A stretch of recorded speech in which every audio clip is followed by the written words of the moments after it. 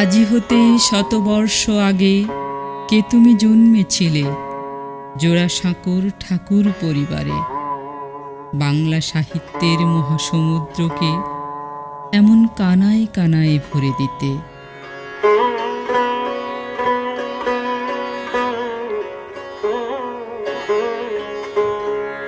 25শে বৈশাখ বিশ্বকবি রবীন্দ্রনাথ ঠাকুরের জন্মদিন।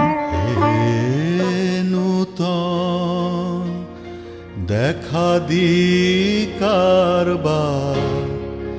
জন্মের প্রথম শুভক্ষণ। হে নূতন দেখা দিকারবার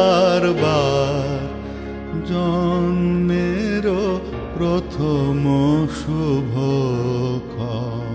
রবীন্দ্রনাথ ঠাকুরের জন্মদিন উদযাপন উপলক্ষে খুলনা জেলার ফুলতলা উপজেলার দক্ষিণডিহি গ্রামে খুলনা জেলা প্রশাসন আয়োজন করে বিভিন্ন অনুষ্ঠানমালার। সেই সাথে থাকে লোকমেলা।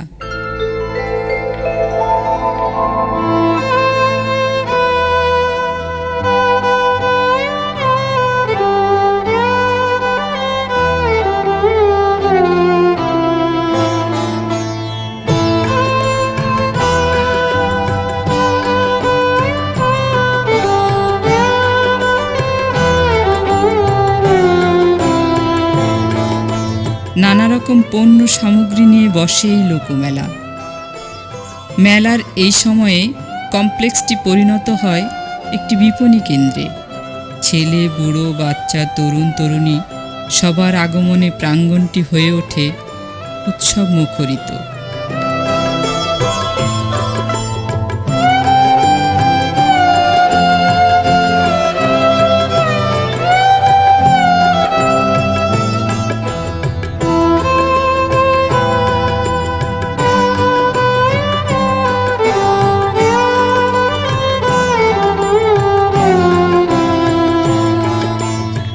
এটা মূলত রবি ঠাকুরের শ্বশুর বাড়ি, অর্থাৎ মৃণালিনী দেবীর পিত্রালয়। দীর্ঘদিন বেদখল হয়ে থাকে এই গৃহকুঞ্জটি।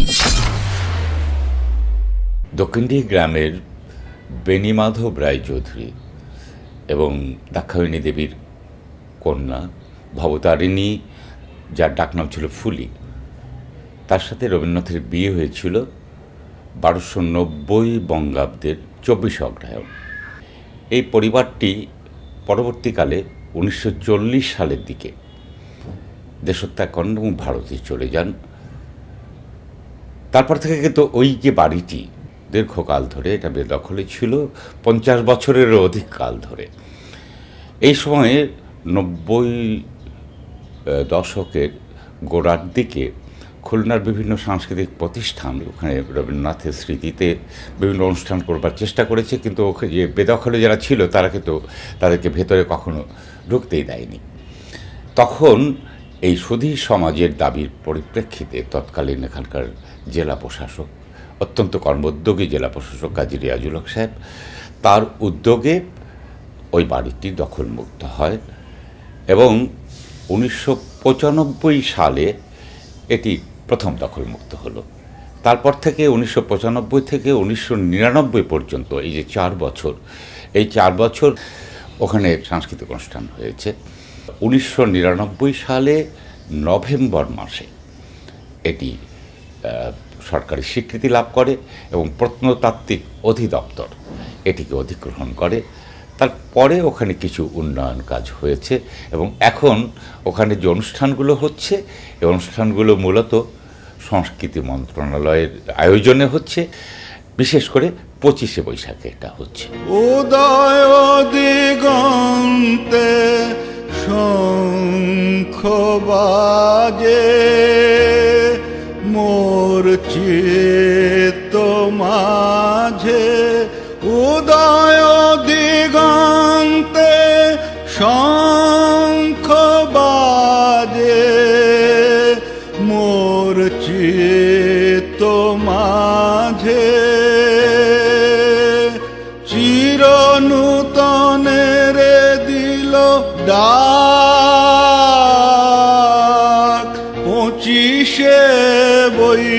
বৈশাখ হে নূতন। অনুষ্ঠান পরিবেশনের জন্য এখানে একটি মঞ্চ আছে।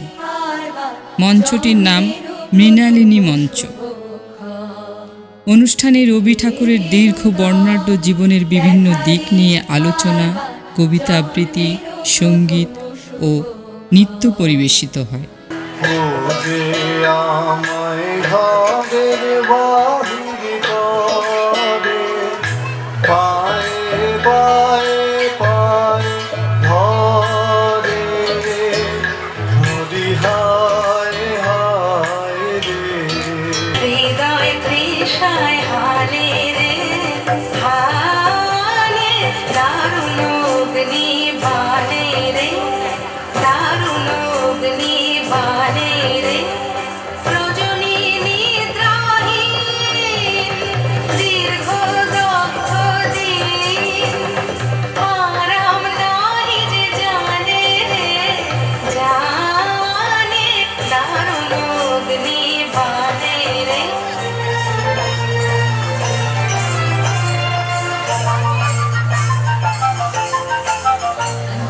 দুই হাতে তালের মুঠি রাজে, সদাই বাজে ডাইনে বাঁয়ে। দুই হাতে তালের মুঠি রাজে, সদাই বাজে শক্তি ছুটে বিকল ওঠে, নিত্য নূতন সংঘাতে। দুই হাতে তালের মুঠি রাজে, সদাই বাজে।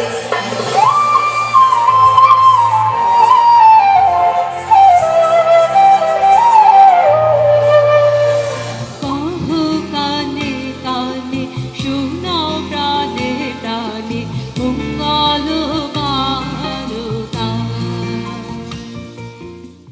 1995 সালে যে আশা ও উদ্দীপনা নিয়ে এই কমপ্লেক্সটি নির্মিত হয়েছিল, সেটা ছিল বিশ্বকবিকে জানবার জন্য একটি রবীন্দ্র গবেষণা কেন্দ্র নির্মাণ। এটাই ছিল সকলের প্রাণের দাবি, কিন্তু দুর্ভাগ্যবশত সেটা আজও হয়ে ওঠেনি।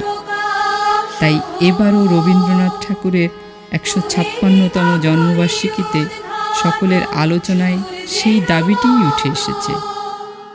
সকলের প্রাণের আকুল আবেদন সরকার মহোদয়ের কাছে, যদি এদিকটায় একটু নজর দেন।